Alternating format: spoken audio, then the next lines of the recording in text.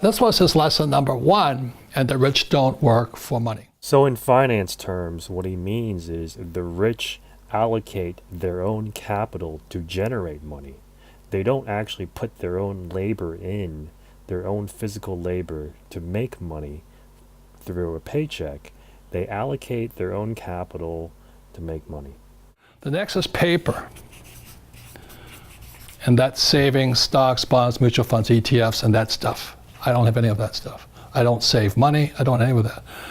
But this is what most people have: go to school, get a job, get a 401k, and save money. Loser. Yeah, but what he doesn't tell you is that before you go around allocating capital of your own, where does that capital come from? You have to generate it through your hard work and labor and through paychecks and getting a salary.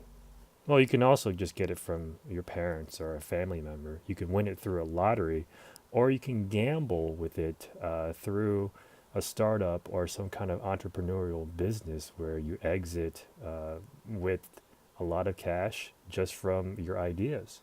So the point is, you have to accumulate capital in one way or another, but you can't just call people who are trying to get capital losers, all right? So you may say, well, aren't you working for money? But we'll go into that next. I don't want what's called a paycheck. I want cash flow.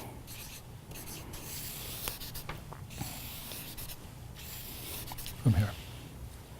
So that's what I mean by the rich don't work for money.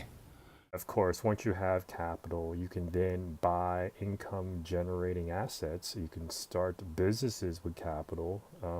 You could buy a real estate. You can do a lot of things. The point is, you still have to have capital, and you can only generate that. Most likely, the least risky way to generate that is through having a job, a salaried job. You want cash flow that pays very little taxes, and I can use lots of debt over here. The average person who went to school, their biggest liability they have is student loans, of course.